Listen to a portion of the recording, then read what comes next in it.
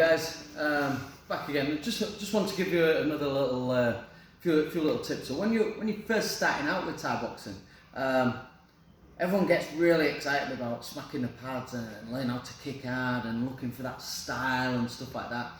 But what I've been thinking is that no one ever really gave me a structure to kind of hang these techniques on. First and foremost, I always like to teach in a very safe way, a very defensive way. So we learn how to defend ourselves first before structuring our attacks. So I've put together a little structure, and because everyone likes cake, I've built it like a piece of cake. So defense is a piece of cake. Okay. Our first line of defense is barriers. Okay, so when I'm talking about barriers, I'm thinking about being a certain element of toughness, but this is where people are going to be kind of covering up, waiting for their opponent to finish, maybe eating a couple of shots and exploiting their toughness before they start firing back. For me, this shows a low level of confidence. Maybe high level of cardio, but certainly just relying on toughness as their form of defense. And if you rely on toughness as your form of defense, then you basically turn yourself into one of these punch bags. And depending on your opponent, they might not finish. Okay, so we have to take that into account. They might just go on with a crazy, mad, long onslaught and batter you into submission. It's only a matter of time before one of those crucial shots lands. So I don't like to use toughness as a defense. Maybe covering up on a simple boxing attack, yes. But if we're using that like early on in the fight and stuff like that, you never want to really kind of rely on that. And when we're first starting out, we should never get to a point where we're taking loads of shots. Okay, this is with the trust and confidence that you should have with your training partners, that they're not going to take liberties and they're not just going to batter 10 bells out here. They're respectful. They're not going to take liberties. Okay. Our second line of defense is parrying. Okay. So when we're talking about parrying, we're thinking about deflecting, knocking a punch off target, shin blocking. Probably catching kicks and stuff like that comes into this parrying defense. This is when our confidence is equal. Okay, this is where a lot of fights take place, because we've got even levels of confidence until one of these crucial shots lands, and you'll see someone's confidence go up, the other person's confidence comes down. The person's confidence who's gone down is probably going to rely on these barrier defenses to maybe weather a storm and wait for them to finish, whereas the other person's confidence is going to go up because they've had that success. As that success increases, this is when they start getting a little bit looser, a little bit more relaxed, and they're able to throw their shots, and they're thinking about range and distance, maybe moving out of the way. Okay? And this is when we start talking about evasiveness. So we're thinking about evading. If we think about fighters that evade, you're looking at people like Lursula. Okay, Lursula is one of my favourite fighters. Like his nickname was Elon the Skate, kind of moving in and out of range, making kicks miss, and then looking to counter. And this is the cherry on the cake. Okay, this is the counter shot. So when we've made these things, when we've evaded a shot, that's the cherry on the cake. However, we can still get a cherry on the cake even if it's only 2 layers deep. So if we've maybe parried a shot, we're going to be in range, we're going to be in distance, and we've been able to add the cherry on the cake with a counter technique. Okay? We can even get a cherry on the cake with a barrier defense. So we might just cover up, wait for them to finish, know that they're in range, and then land a counter shot. It could be a low kick, it could be just firing back, just trying to learn how to break that tempo. But this, what we're saying is that defense is a piece of cake. We've got these layers, okay? Different levels of confidence, different levels of ability, and also learning that there's different ways of defending, whether it's using these barriers, parrying, blocking, shin blocking, catching kicks, evading techniques, moving out of the way before we're punishing our opponent for trying to hit us. Okay?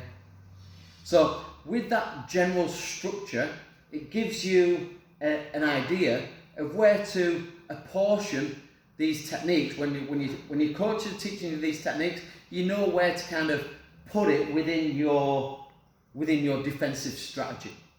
Okay. Now we can organise and we can compartmentalise that information. We can say, right, okay, that's something that I do, or maybe if you're not an evasive type fighter, you might go, right, okay, it's a good technique to know, something that I might practice later on, but that doesn't really kind of fit with my style of fighting. Okay, so it might be one of those that you just kind of a technique that you stick in the back pocket, leave it for later, and something that you practice later down the line on your Muay Thai journey. Flipping it into an attacking structure, we've got attacking is a piece of cake as well. We've got this pyramid, okay? And in this pyramid structure, what we've got is attacking. It requires a structure. We learn to manage the chaos. A lot of people like the chaos of a fight, okay? That's where the excitement is, but as a person doing it, you need to learn how to manage that chaos. Manage that chaos in the stress of the situation, because these things happen really fast, really quick. Okay, you get these milliseconds of opportunity to learn how to use these techniques. Okay, and again, what we're talking about is these kind of confidence levels as we're going to go up and down. So if I've got a low level of confidence, or I want to be a little bit more kind of cautious, I want to weigh my opponent up, I want to see what they're going to do beforehand, I'm not going to want to engage with them too quickly. I'm not going to go at them like a bull in a china shop. I'm not going to just run in and get down and have a real war. Okay, I'm going to manage my distance effectively. And this is what I say, is that our training structure hides behind the tick over. Okay, your tick over is something that you can do. So it's something that you can do all the time. So it's like when you stop your car at the traffic lights, you don't switch the car off. Your engine is still running, the car's still running, you're still optimized, you're still activated, you're still ready. This is our state of readiness, and we can use these 3 techniques just to occupy space. So it might be a jab, a low kick, or a push kick. These 3 techniques take very little commitment. Okay, I can fire them in straight lines, I can stay tight, compact, I'm light on my feet, I'm going to step in, step out, I'm going to step into range, land my technique, step back out. That's our foundation, that's where we're going to build our structure. After that, we start thinking about the big scores. Okay, the big scores are behind your body kicks and your straight knees. So this is why you're going to be doing loads and loads of body kicks, loads and loads of straight knees, learn how to deliver these with finesse, and also with athleticism, and building up our cardio to be able to do this on a repeated basis. Ideally being able to do this for 15 minutes non-stop, that's a high ask. So if you can do that for 1 round, non-stop, body kick, boom, boom, boom, boom, boom, boom, boom, that's what's going to really build your fitness up. For me personally, I was always a clinch style fighter. I like to use a lot of clinch work. So this was my particular structure, in that I'd look to engage with the clinch after my big scores. I'd use my clinch work to nullify my opponent's boxing. I'd step into range, I'd kill the boxing with the clinch works, and I'd go in the clinch to work. Okay, learn how to grind them down. I'm thinking about work rate. I'm thinking about throwing loads and loads of knees, and then showing dominance and style, throwing my opponent on the floor and taking control. After that, I'd use my boxing. Okay, boxing is fourth on the list, and I'm looking to. I was never really a boxing style fighter. I could obviously do it. I could obviously engage in that, but it wasn't my preferred style. You get lots of different styles of Muay Thai fighters. Okay, with that, what we're talking about is you get Muay Mad, which is a boxing style fighter. You get Muay Khao, a knee style fighter. Muay Thai, a kicking style fighter. Okay, you get Muay Thai, the tricky style fighter. This was just, like I said, my structure, and I'd use boxing in order to score and aiming to look to get my partner to, my opponent to kind of peel the head back and looking for the big scores. And this kind of plays into the Thai boxing scoring structure, where you're looking for visible effect. Okay, that visible effect, like I say, is learn how to box so that you're peeling your partner's head back and not just hitting against barriers. Okay. Then I was looking at closing that distance down, engaging and pushing that pressure on, getting into that mid-range where I could box, elbow and knee.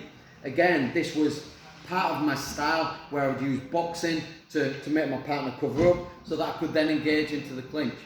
Maybe box and step in so that I could elbow. But that mid-range, that uncomfortable range where someone's just a little bit too close, maybe a little bit too close to punch, but you have to reach out in order to engage into the clinch. That's that awkward range where that I personally used to like kind of make people make a decision. Do they want to step forwards and engage in the clinch, play my game, or I make them move back and I look more dominant. Okay, and then this is where I'm using my, maybe if they start moving back, they're looking to body kick. I'm catching kicks and looking to throw, or I'm showing dominance. I'm showing my ring craft where I'm going to position my partner. Okay, and then after that, when we get to the top of the tree, well, that's when we start thinking about our highlight reel stuff. Your highlight reel stuff is your jumping, spinning, back kicks, spinning elbows, flying knees, and all that fancy stuff. All that stuff that when people first come through the door, that's what they want to do. Okay, but you have to earn your right to progress up to that level. Okay. So if I want to put some numbers behind this, okay, I'm going to probably think about, say, 100 reps of tick over to get to maybe 80 reps of the body kicking, 70 on clinch work, 60 boxing, 50 on the mid-range, 40 on the throws and dominance and ring craft, and maybe 20 reps on the highlight reel stuff. So you get to apportion your techniques, and you have to earn your right to progress. There's no point diving in at the deep end wanting to learn how to do jumping, spinning, back kicks if you haven't got your foundations in place. Okay? This is, like I said, this is important. This is a very good structure that's going to help you progress. And like I said, when we're doing this in this style, you learn how to position a technique that maybe your coach has given you. Okay, it could be one of these kind of mid-range, or how we adjust our range, maybe pushing our partner back to push them to kicking range so that we're looking for the big scores. There's rhyme and reason behind why we do what we do, and notice that there's lots of layers to this. It's like an onion. However fine the layer is, there's always a layer underneath. There's always something to learn. So when we're getting to this point, what we're looking for is to build this structure. Hopefully, this gives a good idea of how we're going to structure our defense work and our attacking work. With that in mind, now that you've had this briefing, you can organise that information a little bit more yourself. I had to go through this process and say, well, I just want to get on with the hitting pads stuff. Okay, that's the exciting stuff. That's what everyone wants to do. It takes a bit of time to kind of engage with this. This is why I've done this little video, so people can watch this in their own time, and I don't need to occupy like valuable training time when we can be hitting pads with this more kind of technical stuff. But with that in mind, I hope that you can now use this from a good perspective. You can organise the information more succinctly yourself, and then you can compartmentalise it and put it in the right position. Go, right, okay, how am I going to implement the technique that we've done tonight? How am I going to add that into my game? You need to work out what your structure is, what your pyramid is. Okay. Like I said, these first two layers tend to be pretty generic. Okay, but these next few layers, some people prefer boxing. So if you prefer boxing, you're going to value that more. You're going to have sharper boxing. You're going to use your athleticism to get to the right range so that I can't nullify it with my clinch work. If you're using boxing down here, you're going to have a certain element of clinch game, because that's what the other person's answer is going to be. Okay?